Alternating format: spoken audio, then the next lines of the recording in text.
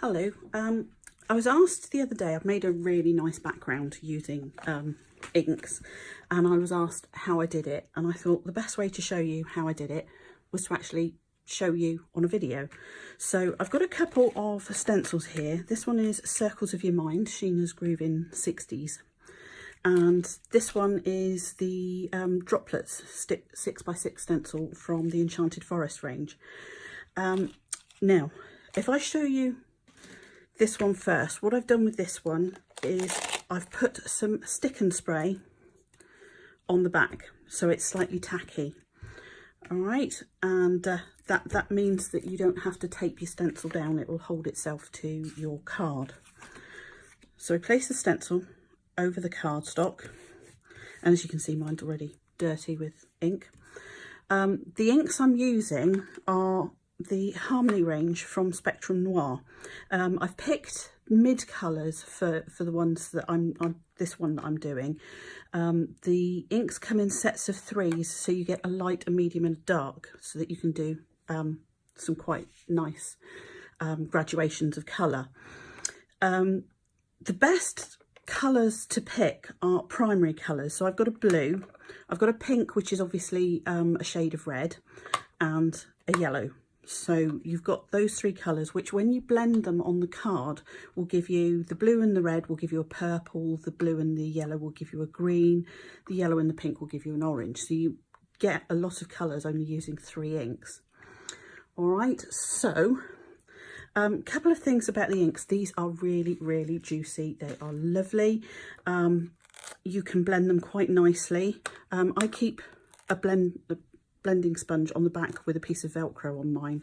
Every single one's got its own piece of blending sponge, which is quite expensive to start off with, but once you've got them, it's not a problem at all. All right, so what I'm going to start off with is the blue. And I tend to pick up some colour and put it onto my mat, just so that I can work it into the sponge properly. Now, when I go onto the card, I don't thump it down really hard. If you use a light touch, you'll get a much better effect, because if you do that, it's really difficult to blend that out with the best will in the world, with the best ink in the world, which this probably is. So a nice light touch is the best thing to use. And all I'm doing is just gently blending over, and I'll just do a little bit in one corner. And the more ink you put on, the darker the colour you'll get. All right, so you can get some really nice tonal effects on it. And I'm just picking a couple of places on the cardstock to put down my blue. Bearing in mind, you are going to add other colours over the top, so you actually want to take quite a big area of blue, because it's not all going to be blue when you're finished. All right, so I'll just turn my cardstock around and I'll put some more over here.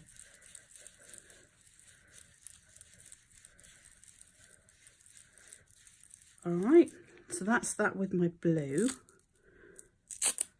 Take my sponge back off and put it on the back. That way I don't lose it.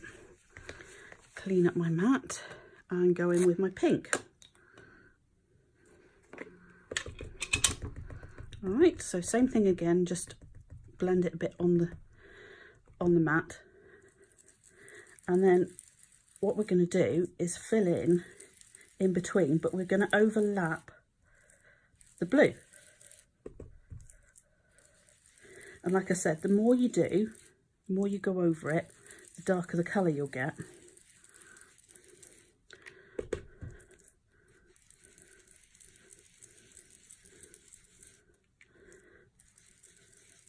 And leave yourself a bit of room for the yellow. Okay.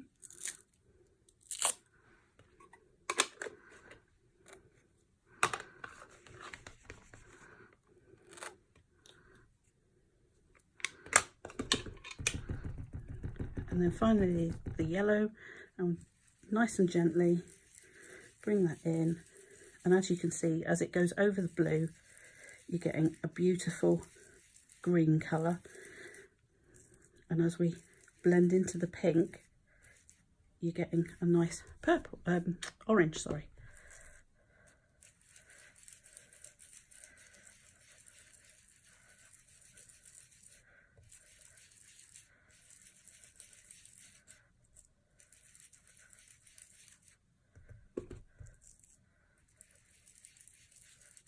And that, as they say, is that. So if I just pop the lid back on that one and clean up, and then I can show you the finished effect.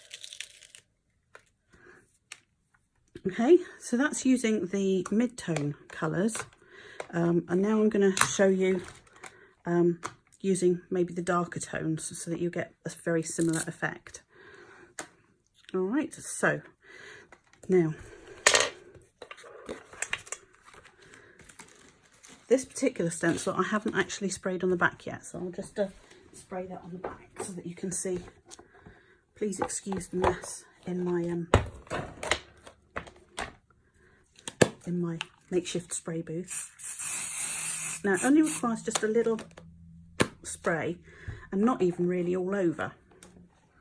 Alright, now one of the things that I like to do is to try and get rid of some of that sticky, because even on stick and spray, which is repositionable, some of it will come off on your card, which I'll show you at the end. You can get rid of it, but it's a pain. So now we've got our stencil nice and sticky, so we just place that down where we want it on the card. So the three that I've picked for this are the darker versions of the last ones. The last ones were Parakeet, Fuchsia and Lemon Tonic. These ones are Lagoon, Plum Jam and Honey Pot. So they're just the darker versions of the same inks. All right, so we'll start off with our nice clean pad, because I've never used that one before.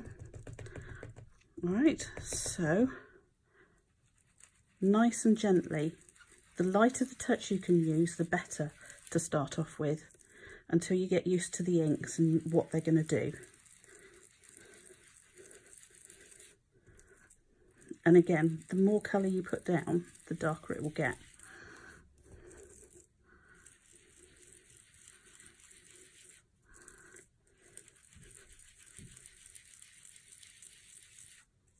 Okay.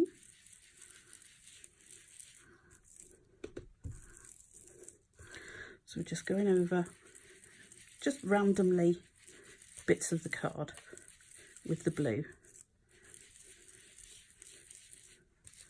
All right.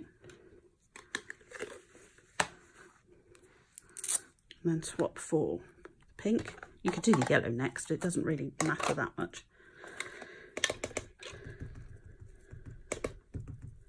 Okay, and then overlapping your colour again.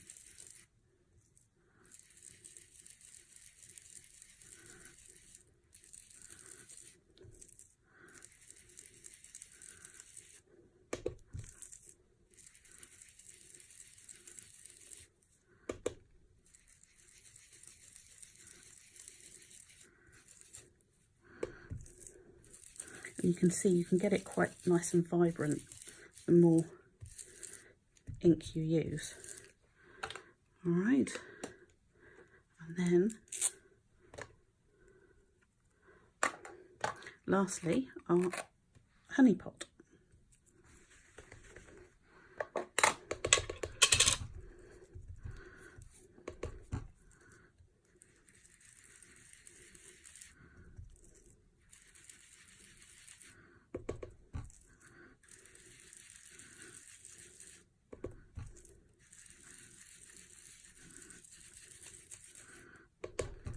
And you can see how the colour changes as it hits the other colours. It blends with them beautifully to give you a lovely range of colour.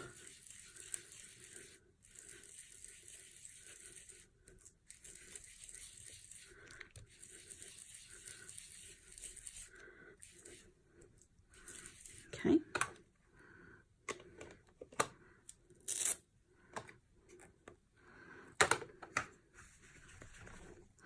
And now you can see the colours that you get with this one. All right, now what I'm going to do to clean up, you can see there's little speckles of where the glue from the stick and stay has transferred onto the card, and this is like a little sticky pickup rubber, so I'm just going to use this to clean up a few of the grubby little bits of stick and spray that have transferred, and that is your background.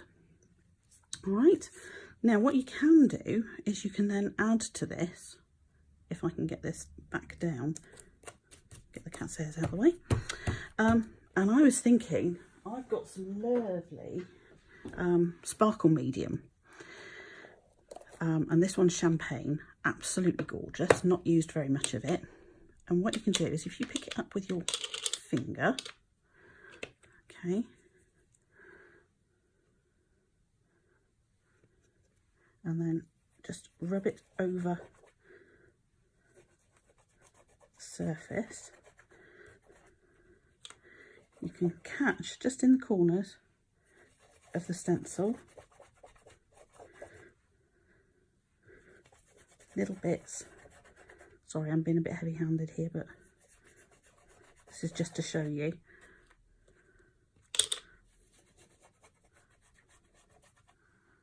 And it dries quite quickly, actually.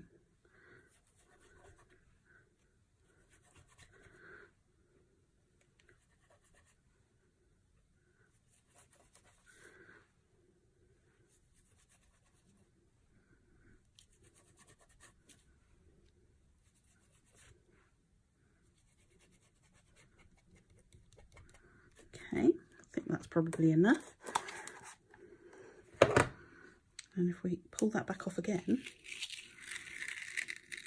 we've now got a really beautiful sparkle to it as well, which makes a fabulous background for your fairy stamps and dies. Well, I hope you've enjoyed this little video.